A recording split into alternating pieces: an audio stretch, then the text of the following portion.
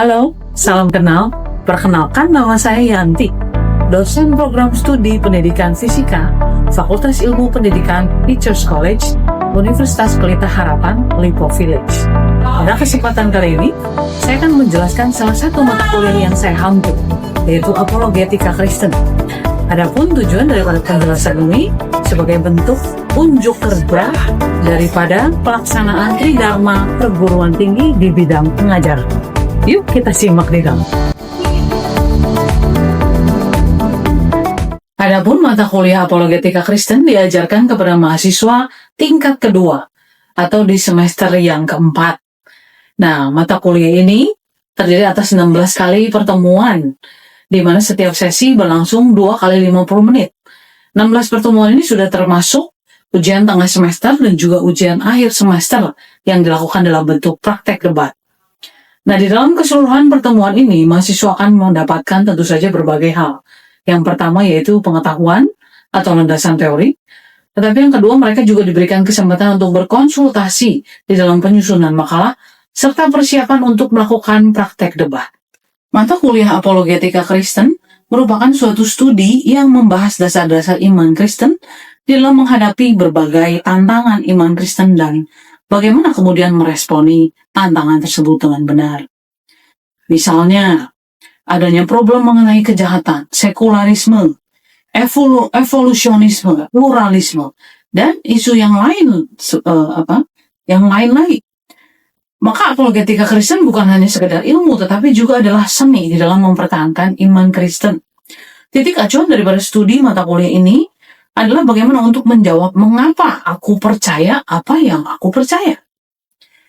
Disinilah pentingnya studi apologetika Kristen untuk mengokohkan iman dan pemahaman dari penggunaan apologetika untuk memproklamasikan kebenaran Alkitab.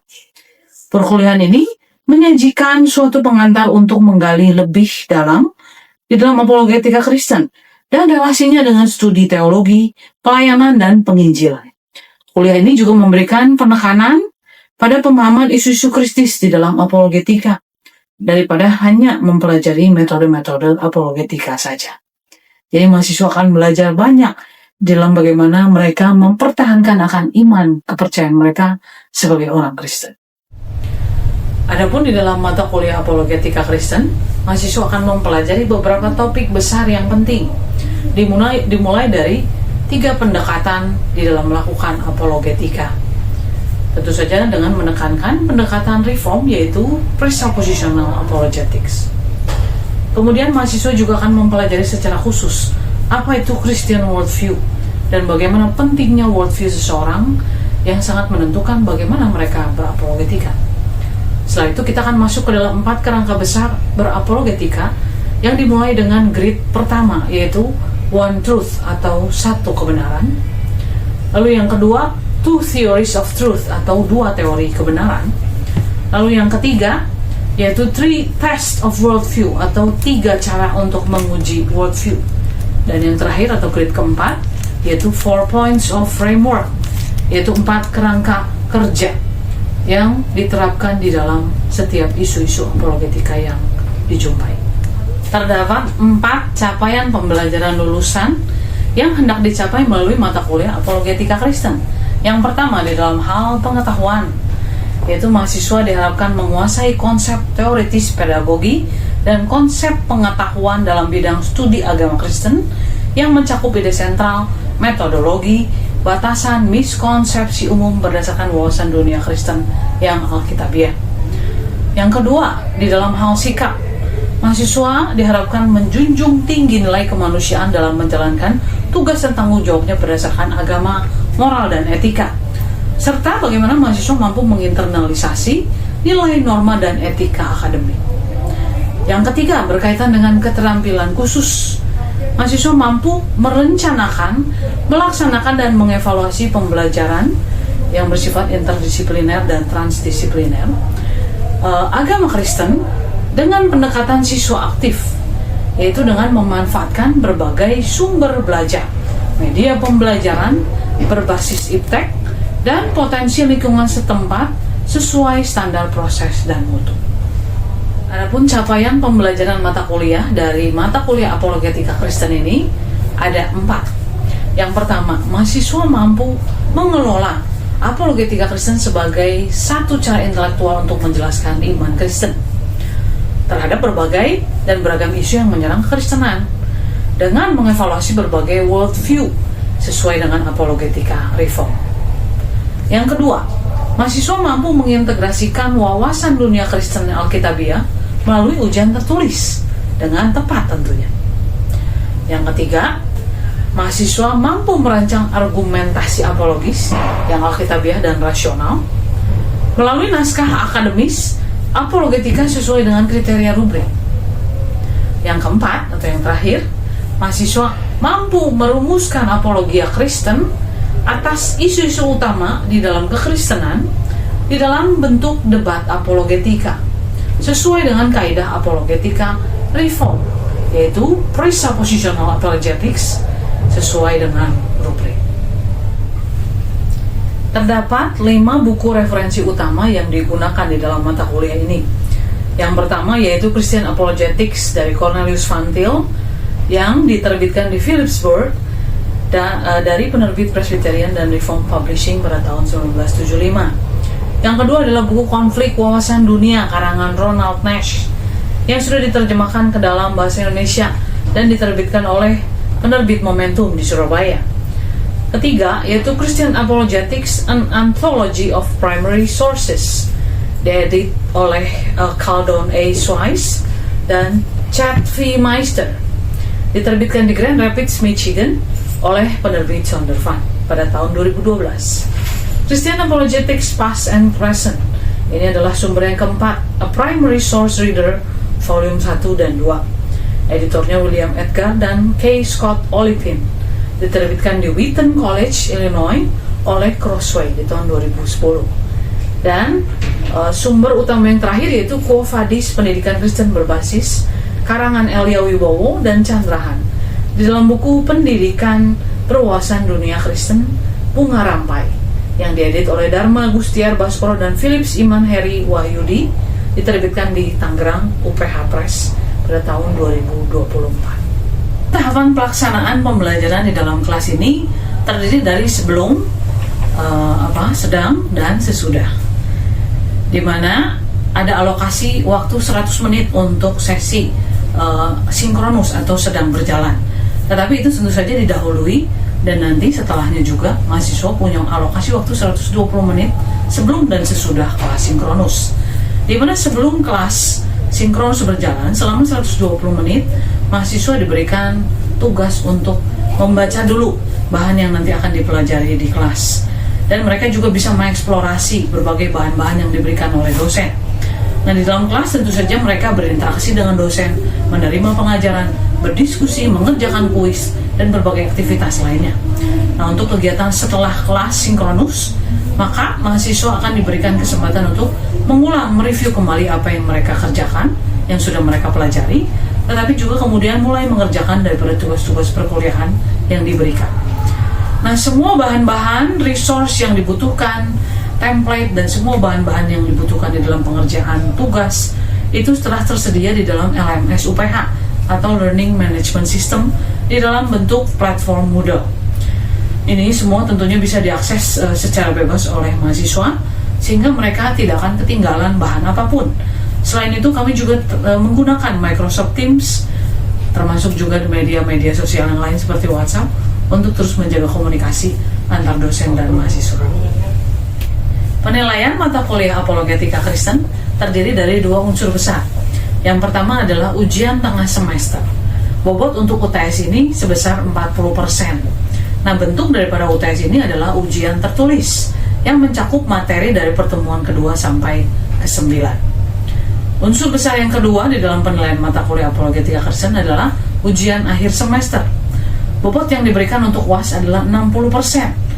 Oleh karena itu, UAS ini dibagi lagi ke dalam 2 bagian di bawahnya, yaitu yang pertama adalah penyusunan naskah akademis sebesar 30% bobotnya, dan debat Apologetika Kristen sebesar 30% berikutnya. Adapun naskah akademis disusun secara berkelompok dengan terdiri dari dua bagian besar di dalamnya, yaitu adanya tinjauan kontra iman Kristen sesuai dengan topik-topik yang mereka pilih, misalnya berkaitan dengan penciptaan, otoritas Alkitab, LGBT, dan lain sebagainya. Dan bagian yang kedua yaitu tinjauan apologetika Kristen dari topik-topik tersebut. Nah, debat apologetika Kristen sendiri dilakukan harus sesuai dengan topik yang mereka sudah susun di dalam naskah akademis tadi. Nah, tetapi ada bedanya, yaitu debat apologetika Kristen dilakukan secara berkelompok, namun dinilai secara individu atau perseorangan. Berikut merupakan cuplikan daripada pengajaran mata kuliah apologetika Kristen.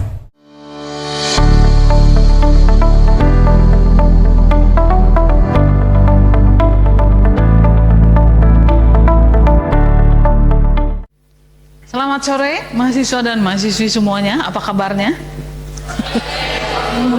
Baik ya, semoga kalian sehat dan tentu saja jangan lupa be happy ya. Nah saudara, sore ini kita akan melanjutkan kelas apologetika Kristen ya.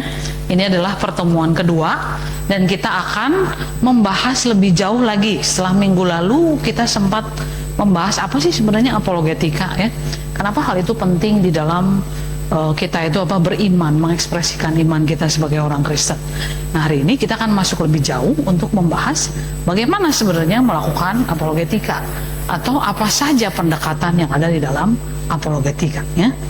Nah sebelumnya kita coba review yuk, apa sih yang udah dipelajari ya. Nah apa itu berapologetika? Minggu lalu kita sudah pelajari. Siapa yang mau coba? Manuel. Oke. Jadi apologetika itu adalah sebenarnya itu menjawab isu yang terjadi di dunia, momentum kriminal atau politik, masalah politik melalui kacamata iman atau based on the Bible. Oke ya, terima kasih jawaban Manuel, baik sekali ya. Jadi secara literal berapologetika itu sebenarnya menjawab ya. Menjawab apa? Menjawab pertanyaan betul, tetapi pertanyaan-pertanyaan yang mempertanyakan mengenai iman Kristen, mengenai Alkitab ya. Mengapa Alkitab punya prinsip seperti ini? Mengapa orang-orang Kristen punya prinsip iman sedemikian? Ya. Nah, jadi banyak hal yang akan berusaha dijawab di dalam apologetika, termasuk nanti isu-isu filsafat, biologi ya, matematika, pendidikan dan macam lain sebagainya. Nah, kalau lihat dari sini kita bisa lihat bahwa apologetika itu ada dua sifatnya, bisa defensif, bisa juga ofensif ya.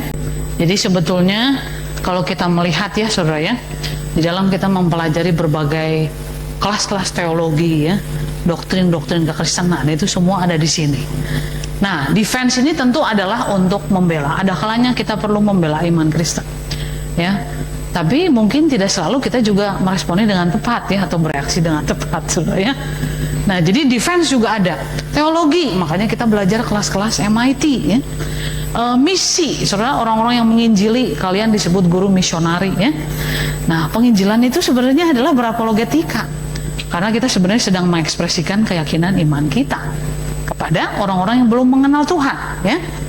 Dan tentunya semangat daripada gerakan reformasi ya pada masa itu.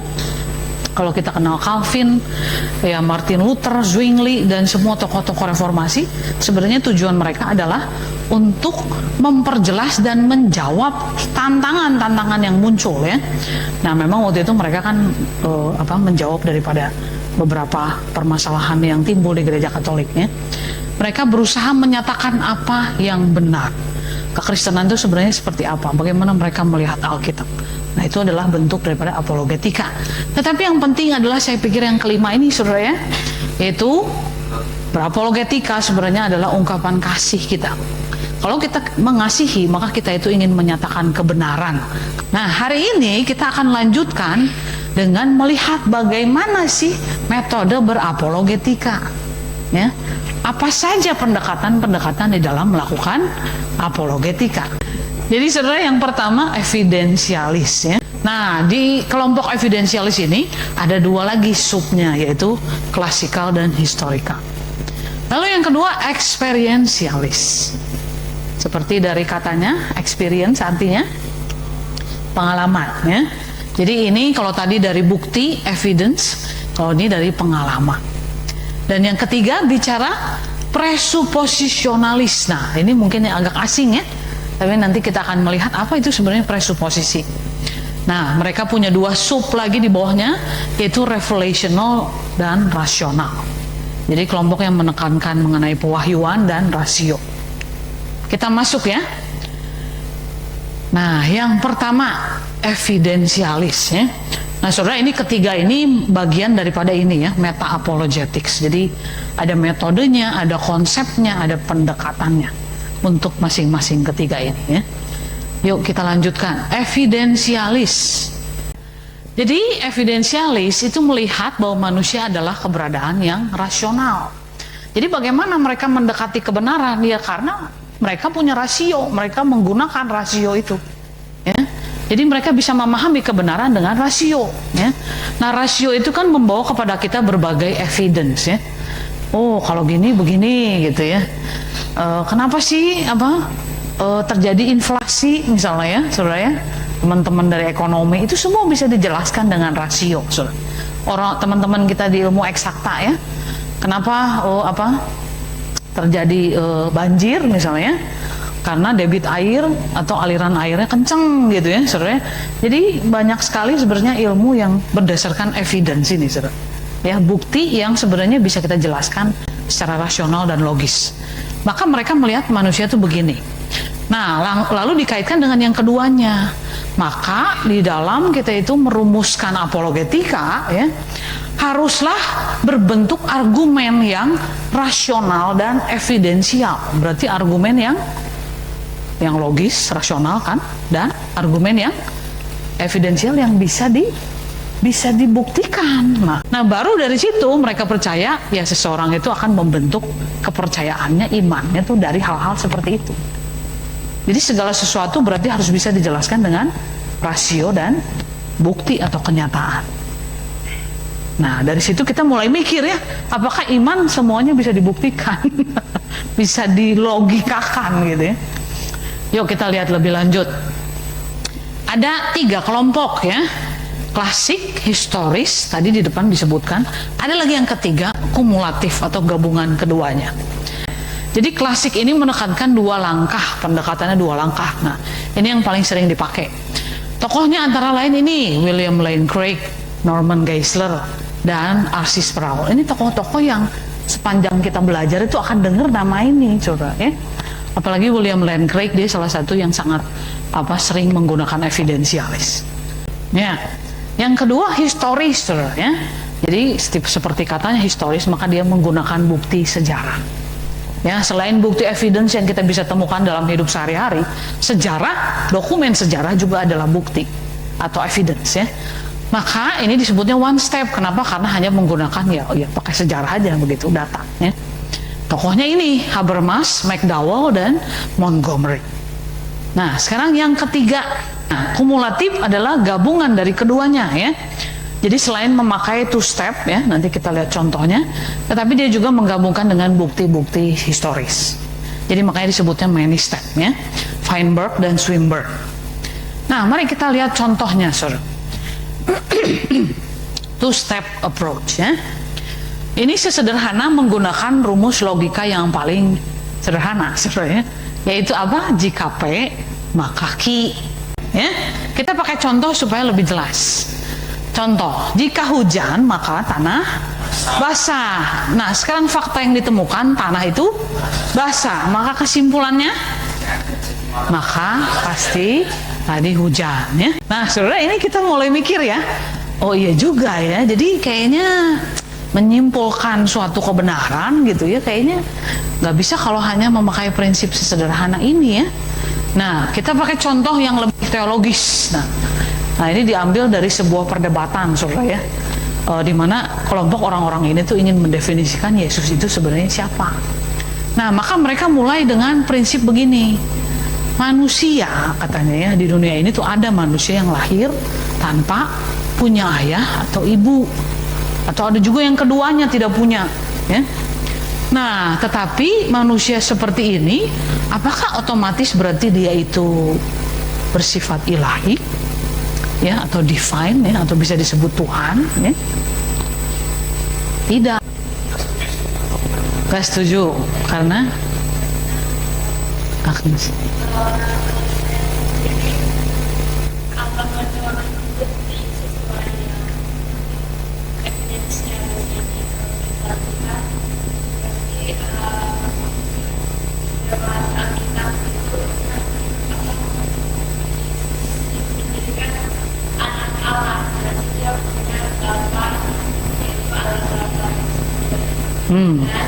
Lahir dari setelah rahim perempuan ya,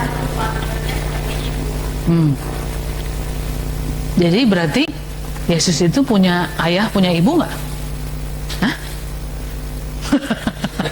Yang mana ibunya siapa? Ibunya Maria, ayahnya Yesus. Ya, nah maka betul saudara, ketika kita berikan fakta ini ya, Yesus itu sebenarnya lahir tanpa ayah. Kenapa? Karena Maria itu adalah seorang perawan ketika melahirkan Yesus, ya. Nah, maka kesimpulannya Yesus itu bukan atau belum tentu Tuhan atau bersifat ilahi. Nah, setuju, saudara? Hah? Ya kalau dengan prinsip evidensialis tadi ya, ini begini gitu hasilnya kan. Tetapi apakah ini pasti benar? Tidak ya. Jadi pendekatan evidensialis ada kelemahannya nggak? Ada ya. Karena di dalam kita mengambil kesimpulan itu tidak sederhana hanya mengumpulkan premis-premis begini, argumen-argumen begini. Ya. Mungkin yang many step itu dengan adanya bukti historis dan semuanya mereka akan lebih bisa menjawab dengan lebih baik. Ya tidak dengan hanya prinsip jika P maka Q, maka kesimpulannya begitu ya. Nah, kita mulai bisa melihat ya. Jadi evidensialis atau pendekatan yang menekankan rasio logika itu sebenarnya banyak keterbatasannya. Nah, saudara, nanti ini ada sebuah video juga yang nanti kalian bisa lihat juga ya untuk mempelajari lebih lanjut tentang pendekatan evidensialis. Nah, yang kedua sekarang yaitu yang pendekatan experientialis. Experience, tadi kita lihat experience itu adalah pengalaman ya. Maka pembuktian bagi kaum ini itu bukan dengan proposisi logis tadi ya, bukan logika, semua harus bisa dijelaskan. Harus masuk akal, harus rasional. Tapi justru kita butuh hal yang internal dan subjektif kalau kata mereka ya. Ngomongin masalah Tuhan itu kalau kita cuma pakai logika, wah gitu ya. Padahal Tuhan itu adalah pribadi yang bisa kita kenali, yang ingin mengenal kita, ya. Ingin dekat dengan kita, punya relasi dengan kita. Jadi harus bicara sesuatu yang internal dan subjektif, ya, saudara. Kan kerohanian bukan hanya dibangun dari belajar di kelas-kelas doktrin, tapi dengan bersaat teduh, punya formasi spiritual yang baik, ya. Jadi hal internal dan subjektif penting bagi mereka. Nah, mereka hanya punya satu pendekatan, yaitu pendekatan satu langkah. Tokoh-tokoh ini kita juga pasti pernah dengar, saudara. Pascal, Blaise Pascal, Soren Kierkegaard ya, yang terkenal sebagai teolog modern, dan C.S. Lewis ya, mungkin pernah dengar juga ya. Salah satunya karyanya adalah ini. Coba. Mungkin suatu saat, saudara, kalau di dalam hidup itu kita menemukan diri kita tuh punya suatu desire tuh kepada passion juga ya. Jadi keinginan yang sangat besar ya. Kayak sesuatu yang kita tuh nggak pernah bisa dipuaskan. Ya. Di mana ya dunia ini tidak bisa memuaskan gitu ya. Dunia kita tahu tuh kita nyari itu nggak pernah ketemu. Gimana gitu ya, tapi saya punya keinginan itu. Maka C.S. Lewis bilang, bisa jadi sebenarnya tuh semua keinginan itu tuh kenapa? Karena sebenarnya kita tuh memang diciptakan bukan untuk hidup selama-lamanya di dunia ini yang tidak bisa memuaskan kita, tetapi kita diciptakan untuk masuk ke surga bersama dengan Tuhan, di mana nanti di sana tuh semua kebutuhan kita terpuaskan karena hanya Tuhanlah yang memang kuasa. Karena itu ya, ingat lagunya itu loh, You're all I need gitu ya. Hanya Tuhanlah sebenarnya yang kita itu paling butuhkan ya. Hanya Tuhanlah yang mampu memuaskan semua semua kebutuhan kita, akan keselamatan misalnya, akan kasih, cinta dan semuanya yang dunia itu tidak bisa berikan. Saudara, ada kalanya Anda berdiri di balkon dorm Anda ya, lagi pusing, nilai jelek, dimarahin dosen, terus Anda ngelamun, keluarlah kalimat seperti ini, saudara. Ada? Nah, kira-kira kaum evidensialis itu menekankan hal-hal yang sifatnya begini, sangat reflektif ya, sangat ke dalam gitu. Kita bergumul, berpikir, dan kemudian Tuhan tuh seperti memberikan kepada kita iluminasi, inspirasi, wangsit gitu kali ya, saudara ya. Nah, jadi bisakah kita itu menjawab pertanyaan-pertanyaan kehidupan dengan begini? Ya, bisa juga ya. Tuhan memakai berbagai cara, saudara ya. Jadi keren sih, tapi masalahnya mungkin gak semua orang bisa begini. C.S. Lewis itu, ingat saudara, dia adalah seorang sastrawan dari Oxford University ya. Orang pintar ya. Nah saudara, udah 2 pendekatan yang kita lihat ya. Maka kita perlu melihat yang ketiga. Evidensialis kelemahannya apa? Terlalu menekankan harus logis, rasional. Kalau logis pasti benar gitu ya. Kalau bisa dijelaskan, ada buktinya, pasti benar gitu ya. Padahal di dunia ini banyak nggak yang tidak bisa kita buktikan. Energi itu apa, saudara? Kita nggak bisa pegang ya.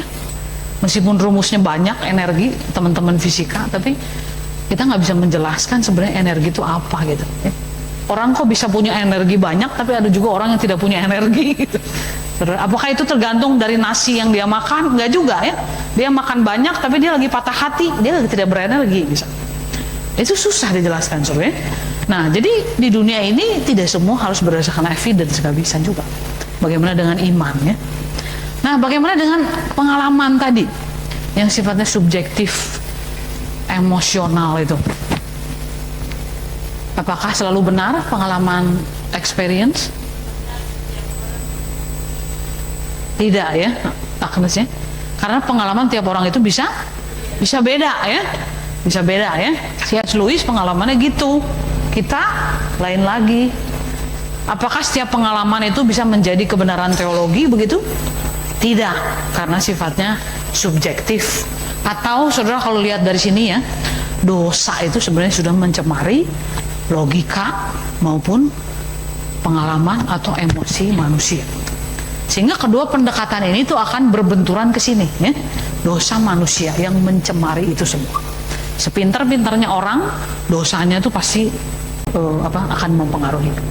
Ya, sehebat-hebatnya seseorang berefleksi gitu ya, tetap ada masalah dosa di situ. Maka kita butuh sumber yang tidak berasal dari manusia. Ya, yang tidak tercemari dosa, yaitu sumber yang berasal daripada Allah, itu wahyunya ya, wahyu umum, wahyu khusus, dan itu menjadi fondasi atau dasar daripada semuanya. Nah, memang nanti saudara di dalam kita memahami Alkitab, teologi ya, ada yang disebut dengan worldview. Worldview itu apa? Cara pandang kita ya. Saya baca Alkitab, Yosua baca Alkitab ya, Lorena baca Alkitab, Manuel baca Alkitab, ayatnya bisa sama, tetapi bagaimana kita memahami itu ada yang bedanya ya. Kenapa? Karena kita punya worldview. Nah, nanti di topik berikutnya kita akan pelajari ini, saudara ya. Nah, jadi saudara, presuposisionalis itu menekankan kepada apa? Kita butuh sumber kebenaran yang bisa diandalkan, yaitu yang di luar manusia, yang tidak tercemari dosa, yaitu kebenaran firman Tuhan ya. Wahyu umum, wahyu khususnya Allah. Itulah sumber daripada pendekatan yang ketiga. Jadi dikatakan sebagai pendekatan yang tidak memakai langkah, karena intinya adalah ya, dasarnya adalah firman Tuhan, wahyu daripada Tuhan sendiri. Nah, kita lihat yuk argumentasinya apa saja. Jadi prinsipnya 3 ini, saudara ya. Kalau kita mau mengklaim, kita mau ngomong apapun ya, saudara, bukan berdasarkan hanya logika, evidensialis, bukan berdasarkan juga pengalaman, tetapi berdasarkan firman Tuhan ya. Dan Allah yang diceritakan di dalam Alkitab itu sendiri, itulah Allah yang benar yang kita percaya ya. Lalu yang kedua, maka berkaitan dengan itu ya, kebenaran apapun, logika apapun ya, meaning atau makna apapun dan nilai apapun yang dianggap benar, itu kita tuh bisa terima atau kita anggap ada hanya jika dan hanya jika kalau kebenaran tersebut itu tidak bertentangan dengan kebenaran Alkitab atau tidak bertentangan dengan presuposisi Alkitab, firman Tuhan ya. Jadi saudara gitu ya, makanya kita percaya semua kebenaran itu kebenaran Tuhan. Kebenaran Tuhan. Karena semua asalnya dari situ. Jadi makanya biblical truth coheres atau coherent dengan semua kebenaran ya. Jadi makanya kita jangan takut saudara, kok fisika ada teorinya begitu-begitu, di Alkitab nggak diceritakan, apa hubungannya saudara? Kita aja yang belum tahu saudara. Ya, tetapi bukan berarti itu bertentangan. Kenapa? Karena prinsipnya ke sini. Ya, semua kebenaran itu berasal daripada Allah sendiri. Nah, ada prinsip yang juga penting. Ini sama, ini bahasa Inggrisnya, ini bahasa Indonesianya ya. Si Clark ya, Gordon Clark dan Carl Henry. Dia bilang apa? Kita langsung ke bahasa Indonesianya saja ya. Si Clark menjelaskan bahwa kekristenan itu dilihat sebagai benar karena sebenarnya secara logika itu konsisten ya. Konsistennya gimana? Karena kalau kita nanti tes ya saudara, nanti topik-topik selanjutnya kita akan belajar tes worldview ada juga. Karena worldview dan filsafat lain itu tidak ada yang sekonsisten ini ya. Jadi saudara, iman juga memang harus bisa dijelaskan ya. Evidensialis mengajarkan kepada kita iman itu harus logis betul. Apakah iman Kristen itu logis? Nggak logis, saudara. Nanti kita bisa pelajari ya. Tapi iman Kristen juga bersifat reflektif berdasarkan pengalaman, ada. Jadi semuanya itu sebenarnya juga ada. Tetapi yang paling penting adalah karena iman Kristen itu berdasarkan dari firman Tuhan yang tidak berubah. Ya, logika bisa berubah, bisa cacat, bisa punya kelemahan, pengalaman emosional juga sama. Tetapi yang tidak berubah hanyalah firman Tuhan, kebenaran firman Tuhan. Sampai sini bisa dipahami? Adakah pertanyaan dulu, saudara? Nah, kalau tidak ada, kita akan masuk kepada sesi diskusi, saudara ya. Ada 6 pertanyaan di sini. Ini ada berapa? 1, 2, 3, 4, 5. Coba sampai 5 dulu nih ya. Kelompok 1, 2, 3, 4, 5 ya. Diskusikan masing-masing dari pertanyaan ini ya. Kalau menurut kalian bagaimana sih seharusnya kita menjawab pertanyaan-pertanyaan ini? Coba kalau pakai pendekatan evidensialis itu kira-kira kayak apa misalnya. Tapi jangan lupa juga kalau presuposisionalis ya, berdasarkan Alkitab itu akan menjawabnya seperti apa. Oke, 5 menit bisa?